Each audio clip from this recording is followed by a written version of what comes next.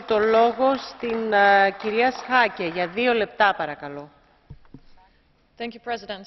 As plain and simple as it is to condemn the brutal murder, torture and rape of unarmed citizens and children in Syria, so difficult it has been to find effective solutions.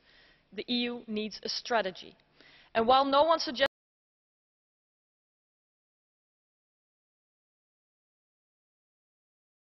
citizens being slaughtered, after tanks, fighter jets have been deployed and through cutting off water, energy, food and medicine supplies, a humanitarian attack is looming. This is a man-made disaster for which Bashar al-Assad is responsible and we must make him stop. President Verhofstadt has mentioned our group priorities and I want to emphasize some additional important and concrete steps to take to step up its own efforts. So irrespective of how China and Russia seek to obstruct any UN measures.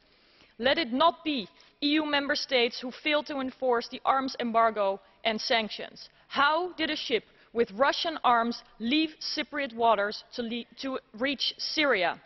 Let it not be European technology companies that export systems used for mass surveillance, censorship, tracking and tracing of dissidents.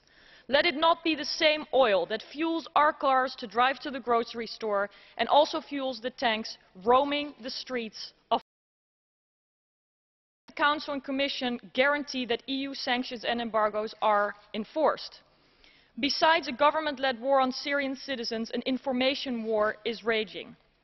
Foreign journalists are expelled and brave citizen journalists risk their lives to share videos of their freedom cheers that are met with slaughter.